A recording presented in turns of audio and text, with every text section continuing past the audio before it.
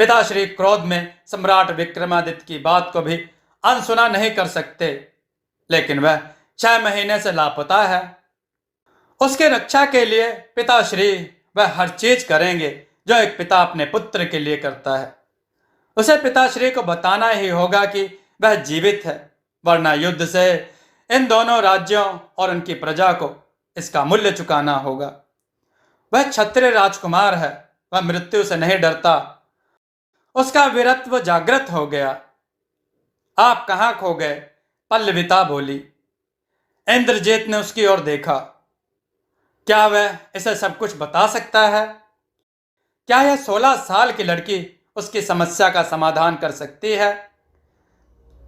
इंद्रजीत को उसके साथ रहते हुए सप्ताह भर से अधिक हो गया है। पल्लविता अत्यंत शांत, सौम्य व समझदार लड़की है। वह यदि किसी पर विश्वास कर सकता है तो उसी पर कर सकता है। सुनो, हाँ, तुम्हें पता है ना कि राजकुमार इंद्रजीत लापता है? सबको पता है। वह राजकुमार इंद्रजीत मैं ही हूं। पल्लविता ने चौंक कर इंद्रजीत की ओर देखा, मानो उसे विश्वास ही ना हुआ। क्या सच में? वह इतना ही कह पाई। हाँ, मैं ही राजकुमार इंद्रजीत हूं। लेकिन रुको, मैं तुम्हें पूरी कहानी बताता हूं। इंद्रजीत ने उसे अपनी आप बीती सुनाई। पल्लविता ने कुछ नहीं कहा। वह इंद्रजीत की ओर अपलक देखती रही। मुझे तो अब भी विश्वास नहीं हो रहा। विश्वास करो पल्लविता, तुम मालवा की भावी महारानी हो। आप तभी इतने चिंतित लग रहे थे। तुमने सही कहा। आपकी चिंता यही है कि यदि आप महाराज को नहीं मिले और आपकी सकुशलता का समाचार ससुर जी तक नहीं पहुंचा तो युद्ध हो जाएगा। आप अपने कारण दोनों राज्यों का अहित नहीं चाहते। इंद्रजीत पल्लविता की समझदारी पर विस्मित हो गया। तुम कितने समझदार हो, तुमने मेरे बिना कहे ही मेरी बात समझ ली। आपकी पत्नी हूं, मैं नहीं समझूंगी तो कौन समझेगा? पल्लविता मुस्कुराते हुए बोली। इंद्रजीत चिंता के बीच भी मुस्कुरा उठा। अब मैं क्या करूं?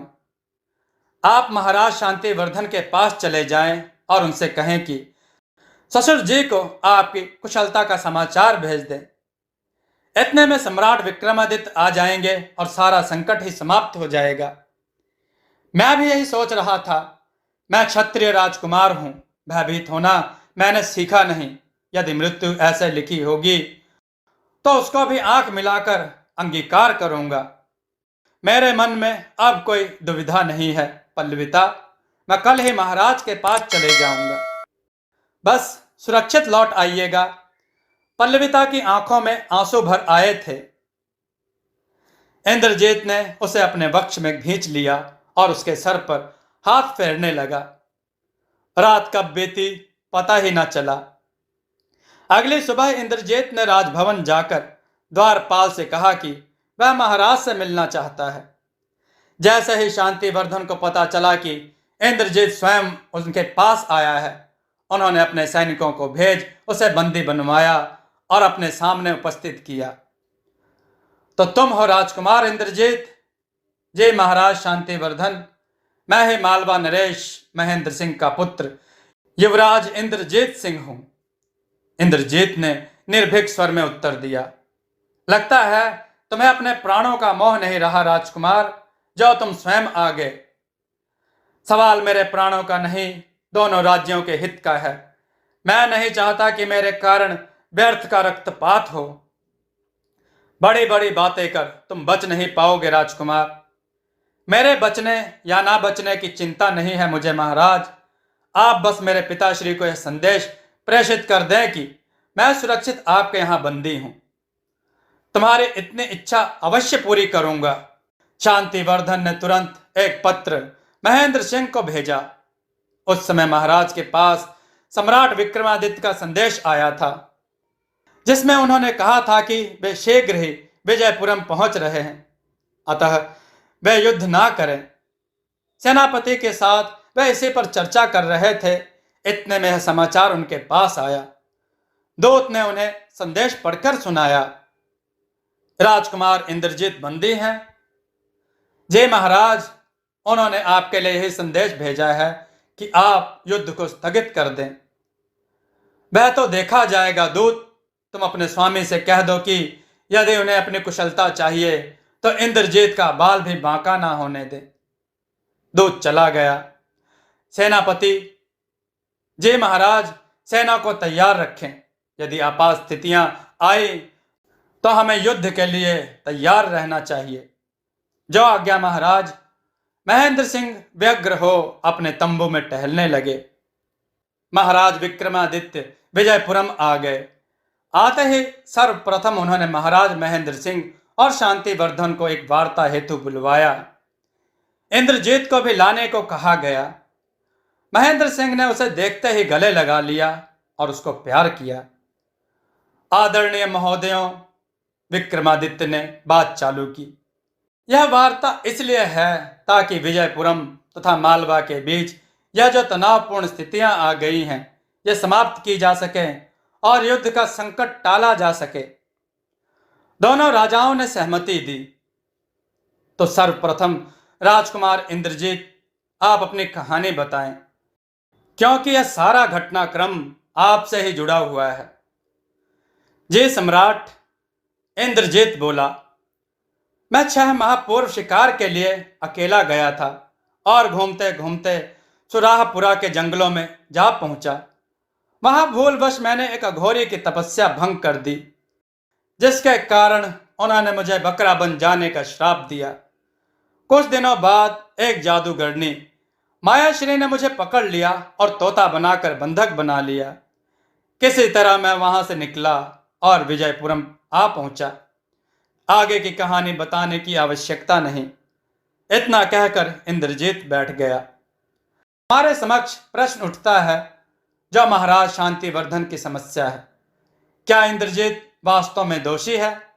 विक्रमादित्य ने शांतिवर्धन की ओर देखा, जिन्होंने सहमति में सिर हिलाया। इसके लिए राजकुमारी रूपसेना को भी आना होगा। जैसी आपकी इच्छा सम्राट। रूपसेना कुछ समय बाद वहां आई। उसने सम्राट विक्रमादित्य को प्रणाम किया। प्रणाम राजकुमारी। प्रणाम राजकुमारी, हमें तुम्हारी आवश्यकता है। आज्ञा दे सम्राट। तुम्हारे पिताश्री राजकुमार इंद्रजीत को उनके कुल मर्यादा व प्रतिष्ठा भंग करने का दोषी मानते हैं और इसलिए उन्हें दंड देना चाहते हैं। तुम अपना मत रखो राजकुमारी। क्या इंद्रजीत सच में दोषी है? नहीं महाराज, रूपसेना ने कहा, इंद्रजीत किसी भी हालत में दोषी नहीं। दोषी तो मेरे पिताश्री हैं, जिन्होंने अपने अहंकार और अभिमान के लिए मेरे जीवन और सुख की बलि चढ़ा दी। रूपसेना। शांतिवर्धन चिल्लाए, शांत हो जाइए महाराज, यह सम्राट विक्रमादित्य का न्याय होगा। सबको अपना पक्ष रखने का अवसर प्राप्त होगा। शांतिवर्धन ने कुछ नहीं कहा। हाँ कहो रूपसेना। मेरे पिताश्री ने अपने अहंकार के लिए मेरे सुख की बलि चढ़ा दी, मुझे घुट घुट कर जीने पर विवश कर दिया। पूछिए इनसे, कैसा हो जाएगा जीवन इनका यदि इन्हें एक कक्ष में बंद करके रखा जाए और जीवन भर किसी से मिलने ना दिया जाए। पूछिए, क्या इनको उस घुटन का अनुमान है जो मेरे भीतर है? रूपसेना बिलखने लगी। उसने अपने आंसू पोंछे। क्षमा कीजिए सम्राट, किंतु इस अवस्था में दैहिक आकर्षण होना क्या गलत है? और जब मुझे आज तक कोई मित्र, कोई साथी नहीं मिला, तो क्या इंद्रजीत के साथ सहवास कर मैंने कुछ अनुचित किया? अगर किया भी तो केवल मैंने। इंद्रजीत का क्या दोष? वह बेचारा तो अपने प्राणों की रक्षा करने के लिए आया था। उसे क्या मालूम था कि यह कक्ष राजकुमारी रूपसेना का है? उसे अपने पास मैंने रखा सम्राट। अतः यदि कोई दोषी है तो वह मैं हूं। मेरे पिताश्री के तर्क निराधार और मिथ्या हैं। विक्रमादित्य 2 क्षण मौन रहे। महाराज शांतिवर्धन, आप अपना पक्ष रखें। सम्राट। शांतिवर्धन खड़े हुए। आपको यह बात तो स्वीकार करनी ही पड़ेगी कि अविवाहिता आपको यह बात तो स्वीकार करनी पड़ेगी कि अविवाहिता होने के कारण रूपसेना मेरे अनुशासन में ही थी। मेरी अनुमति के बिना एक युवक के साथ सहवास कर उसने अपने कर्तव्यों का उल्लंघन नहीं किया है।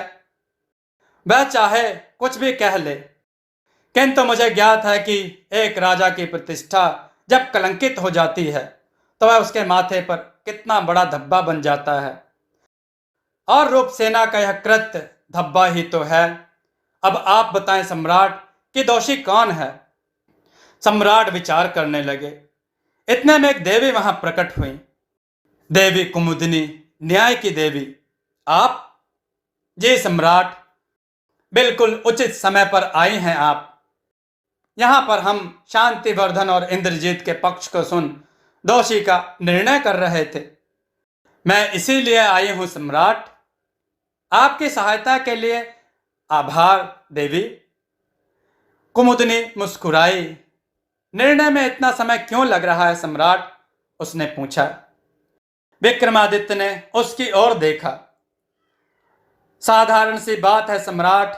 शांतिवर्धन ने अपने अहम के लिए अपनी पुत्री को पीड़ित किया। रूपसेना उनके अभिमान के कारण आंसू बहाती रही। इतने में यदि उसे इंद्रजीत मिला तो उसका साथ कर क्या अनुचित किया उसने।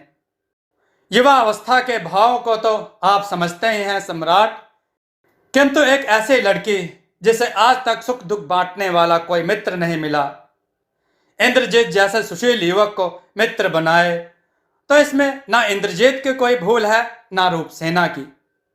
यह तो विधि थी जो इंद्रजीत आया भी उसी गवाक्ष में और मिला भी रूपसेना को ही। इसमें कोई कुछ नहीं कर सकता। रहे दोषी की बात, तो दोष तो महाराज शांतिवर्धन का है। क्या वे अपने दंभ में इतने चूर हो गए थे कि उन्होंने अपनी पुत्री के सुख दुख की नहीं देखी? वे कुल मर्यादा व प्रतिष्ठा की बात कर रहे हैं। उन्होंने ही तो रूपसेना को विवश किया यह करने पर।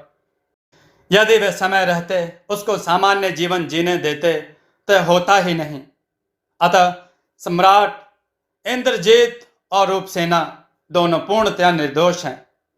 कुमुदिनी ने कथन पूर्ण किया। हम आपकी बात से सहमत हैं देवी कुमुदिनी, और जहां तक बात रही प्रतिष्ठा की, इंद्रजीत से रूपसेना का विवाह करवाकर आप अपनी प्रतिष्ठा को वर्धित करेंगे महाराज शांतिवर्धन। हमारा यही निर्णय है कि रूपसेना और इंद्रजीत दोनों निर्दोष हैं, और महाराज शांतिवर्धन, यदि इंद्रजीत और महाराज महेंद्र सिंह को कोई समस्या नहीं हो तो आपका दंड यही है कि आप इंद्रजीत को अपना जमाता बनाएं। किंतु मैं विवाहित हूं सम्राट। सबने इंद्रजीत की ओर आश्चर्य से देखा। उस रात एक कुम्हार ने मेरी रक्षा की थी। मैंने उसकी छोटी बेटी से विवाह कर लिया है। कोई बात नहीं इंद्रजीत, मुझे महारानी बनने की कोई इच्छा नहीं है।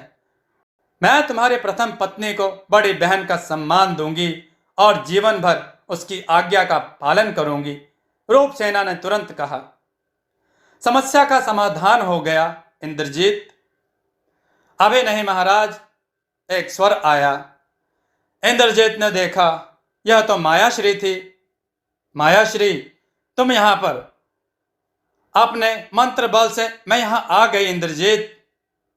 यह कौन है राजकुमार? यह वही जादूगरनी मायाश्री है। मुझे न्याय चाहिए सम्राट। कैसा न्याय? आपने रूपसेना का तो इंद्रजीत पर अधिकार बता दिया, किंतु मेरा क्या? मैंने इंद्रजीत के साथ रूपसेना से अधिक समय व्यतीत किया है। क्या मेरा उस पर कोई अधिकार नहीं होना चाहिए? मायाश्री ने कहा। नहीं मायाश्री, तुम्हारा इंद्रजीत पर कोई अधिकार नहीं है, क्योंकि तुमने केवल उसका उपयोग किया। तुम्हारे मन में उसके लिए प्रेम अथवा ममता का कोई भाव नहीं था। तुमने उसे एक बंधक की तरह रखा और अपनी इच्छा के आगे उसे पीड़ित किया। तुम्हारा कृत्य केवल वासना है, प्रेम नहीं। मायाश्री ने कुछ नहीं कहा। बात को समझो मायाश्री, और हमारा न्याय स्वीकार करो। आप शायद उचित कहते हैं सम्राट। मेरे मन में केवल वासना थी और कुछ नहीं। मेरा इंद्रजीत पर कभी अधिकार नहीं हो सकता। इंद्रजीत, मुझे क्षमा कर देना।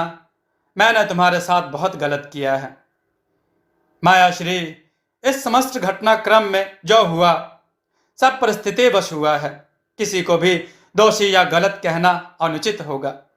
शायद तुम्हारी परिस्थिति ने ही तुम्हें यह करने पर विवश किया है। मेरे मन में तुम्हारे लिए कोई क्रोध नहीं है। मैं धन्य हुई। मायाश्री की आंखों से आंसू आ गए। उसने कोई मंत्र पढ़ा और वहां से अदृश्य हो गई। महाराज शांतिवर्धन, क्या आपको निर्णय स्वीकार है? जी सम्राट। महाराज महेंद्र सिंह, आपका न्याय सर्वोपरि है सम्राट।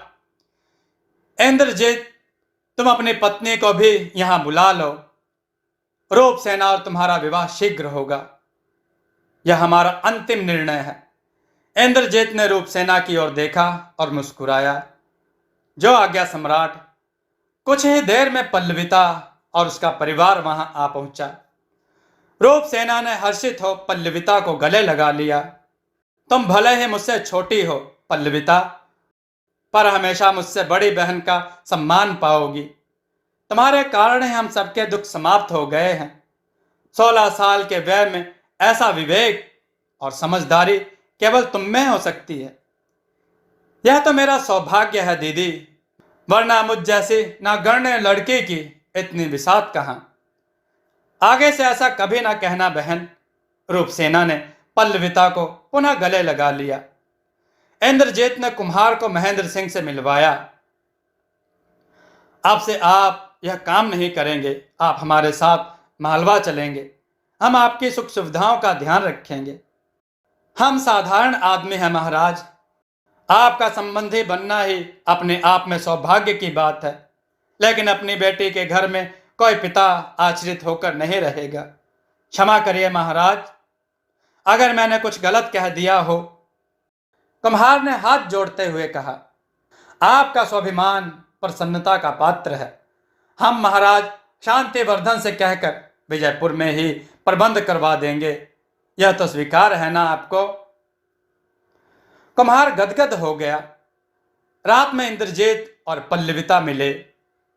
मुझे तो विश्वास ही नहीं हो रहा। पल्लविता इंद्रजीत से चिपक गई। इंद्रजीत ने अपना हाथ उसके सिर पर फेरा। अच्छा, एक बात बताओ। हाँ, वे बाबा कब आएंगे? अरे हाँ, कल तो वे पधारेंगे।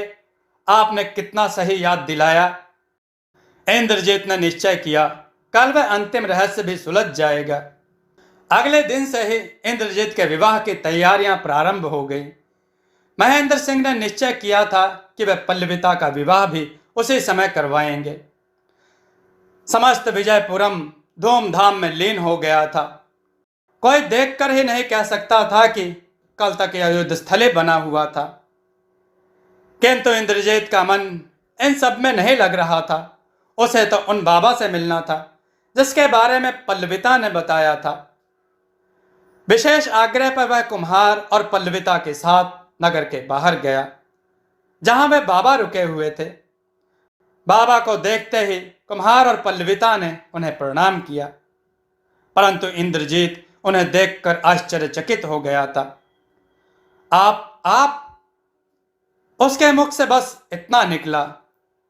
हाँ पुत्र, बाबा का स्वर कोमल था। इंद्रजीत ने कुछ नहीं कहा। तुम मुझे पहचान गए हो ना? जी, दोबारा मिलने के बारे में सोचा नहीं होगा। इंद्रजीत को अब भी विश्वास नहीं हो रहा था यह वही अघोरी बाबा थे जिनके श्राप से यह सब कुछ हुआ था। मेरी तपस्या के भंग होने के कारण मैं अपने आप पर नियंत्रण नहीं रख पाया था पुत्र। किंतु जैसे ही मुझे अपनी गलती का आभास हुआ, मैंने तुम्हारे हित के विषय में सोचना आरंभ कर दिया। मैंने अपनी योग शक्ति से ज्ञात किया कि तुम उस जादूगरनी के घर में बंद पड़े हो। तपस्या भंग होने के कारण मेरी शक्तियां दुर्बल हो गई थी। इस कारण से मैं उसके प्रबल मंत्र बल के आगे कुछ नहीं कर पाया। 6 माह की तपस्या के पश्चात मुझे मेरी शक्तियां वापस मिल गईं। तब मैंने जाना कि तुम वहां से मुक्त हो गए हो। बाबा कहानी सुना रहे थे। इंद्रजीत उनके एक एक शब्द को ध्यान से सुन रहा था। अपनी विक्रिया शक्ति से मैं तुरंत विजयपुरम आया और कुम्हार को संदेश भेजा। मुझे विश्वास था कि उसकी पुत्री पल्लविता तुम्हारे लिए सौभाग्य का उदय होगी, और बिल्कुल वैसा ही हुआ। इस बालिका के साथ तुम्हारा मिलन तुम्हारे लिए अत्यंत सौभाग्यशाली सिद्ध होगा। इंद्रजीत बाबा के सम्मुख नतमस्तक हो गया। आप महान हैं बाबा। मेरे भूल को क्षमा कर आपने मेरे कल्याण के लिए सोचा। मैं आपके आगे विनत हूं। आप देवतुल्य हैं। देवतुल्य तो तुम हो इंद्रजीत। मेरे द्वारा तुम्हें श्राप दिए जाने के पश्चात भी तुम विनम्र और विनयी हो। तुम्हारी वीरता, विनम्रता और सहृदयता के कारण तुम्हें हर जगह सफलता प्राप्त होगी। यह मेरा आशीर्वाद है। इंद्रजीत ने पुनः सिर झुका दिया।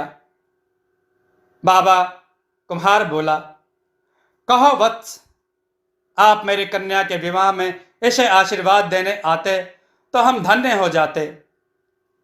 हम तपस्वियों का राजमहल में क्या काम, लेकिन तुम्हारी इस सौभाग्यवती पुत्री को मैं अवश्य आशीर्वाद दूंगा। इधर आ पुत्री। पल्लविता बाबा के पास आई। तुम्हारी जैसी पत्नी पाना किसी के लिए भी सौभाग्य की बात है। भले ही इंद्रजीत का विवाह राजकुमारी से भी हो रहा हो, किंतु तुम सदैव उसकी बड़ी रानी रहोगी। उसकी मर्यादा और प्रतिष्ठा को रख पाना इस समय में अत्यंत कठिन काम है जो तुम्हें करना होगा, और मेरा आशीर्वाद है कि तुम उसमें सफल रहोगी। तुम्हारा विवेक हर परिस्थिति में तुम्हारा मार्गदर्शन करेगा। तुम अत्यंत मांगलिक हो तथा तुम्हारे सौभाग्य से तुम्हारा घर सदा अभिभूत रहेगा। यह मेरा आशीर्वाद है। पल्लविता ने शीश झुकाया। बाबा ने हाथ रख आशीर्वाद दिया। इंद्रजीत, जी बाबा, तुम बहुत वीर, साहसी और विवेकी हो। तुम्हारे मानवीय मूल्य तुम्हारी शक्ति हैं। सदा उचित मार्ग का पालन करना और गलत का नाश करना। तुम श्रेय, प्रेम, घृति व कीर्ति, इन चारों के स्वामी होगे। इंद्रजीत ने भी सिर झुकाकर बाबा का आशीर्वाद लिया। मेरा यहां आने का मनोरथ पूर्ण हुआ। सभी को शुभ आशीष। बाबा ने आशीर्वाद मुद्रा में हाथ उठाया और अंतर ध्यान हो गए। अगले दिन इंद्रजीत का विवाह संपन्न हुआ। पहले पल्लविता और फिर रूपसेना के साथ उसका विधिवत पाणी ग्रहण हुआ। एक सप्ताह विजयपुरम रुकने के बाद सब मालवा लौट गए। दोनों राज्यों के बीच का मनमुटाव समाप्त हो गया और वे संबंधों की डोर में बंध गए। इंद्रजीत का जनता ने अश्रुपूरित स्वागत किया। आखिर उनका प्रिय युवराज 6 माह बाद जान की बाजी खेलकर वापस आया था। अगले 10 वर्ष वह अपनी दोनों रानियों के साथ प्रसन्नता पूर्वक रहा। पल्लविता और रूपसेना में अत्यंत स्नेह था। छोटी होने के बाद भी रूपसेना उसे बड़ी बहन का सम्मान देती थी, और पल्लविता बड़ी रानी होने के बाद भी रूपसेना को बड़ी बहन का आदर। इस समय तक इंद्रजीत पिता बन चुका था। पल्लविता से उसे धनंजय नामक पुत्र हुआ तथा रूपसेना से उसे अंशुल और गर्विता नामक जुड़वा संतानें। अपने पोते पोतियों को देखकर महेंद्र सिंह भी अत्यंत हर्षित होते थे। इंद्रजीत के लापता होने के बाद से उनके परिवार में दोबारा कुछ अप्रिय नहीं घटा था। वधुओं के आने के साथ ही राज्य में भाग्य लक्ष्मी आई थी। मालवा राज्य और शक्तिशाली तथा संपन्न हो गया था। सम्राट विक्रमादित्य और महाराज शांतिवर्धन की मैत्री के कारण उसकी राजनीतिक शक्ति भी पहले से बहुत बढ़ गई थी। 10 वर्ष पश्चात महाराज महेंद्र सिंह ने सिंहासन इंद्रजीत को सौंप दिया। इंद्रजीत अत्यंत पराक्रमी राजा सिद्ध हुआ और सम्राट विक्रमादित्य के साथ मिलकर उसने उत्तर पूर्व के असुरों का समूल नाश कर दिया। तिब्बत तक जाकर आक्रांताओं को परास्त कर उसने भारत की सीमाओं को सुरक्षित बनाया। उसने मालवा का और विस्तार किया। उसकी संतानें भी उसकी भांति ही तेजस्वी हुई। मित्रों, आप अभी भी एक व्यक्ति के बारे में सोच रहे होंगे, अघोरी बाबा। जी हाँ, तो अघोरी बाबा के बारे में भी जान लीजिए। इस घटना के पश्चात उनकी कृपा दृष्टि विजयपुरम, मालवा और धारा इन तीनों राज्यों पर सदैव रही। राजा बनने के पश्चात भी इंद्रजीत उनका आशीर्वाद लेने गया था। बाबा की तपस्या अविरत चलती रही, किंतु इंद्रजीत के शासन के 10वें वर्ष के पश्चात वे पता नहीं कहाँ चले गए। उनके बारे में तरह तरह की कहानियां बन गईं। कुछ कहने लगे कि वे हिमालय के पर्वतों में चले गए, कुछ का कहना था कि स्वयं देवता उन्हें स्वर्ग ले जाने के लिए विमान लेकर प्रकट हुए थे, कुछ के अनुमान के अनुसार उन्होंने समाधि ले ली। ऐसे ही ना जाने कितनी कहानियां बनती चली गई। दोस्तों, आपको यह कथा कैसी लगी? अपने विचार और सुझाव कमेंट में जरूर दें। हमारी कथाओं को लाइक करें, हमारे चैनल को सब्सक्राइब करना न भूलें। हमारी कथाओं को शेयर जरूर करें, जिससे लोगों को अच्छा ज्ञान प्राप्त हो। जय श्री राम भक्तों।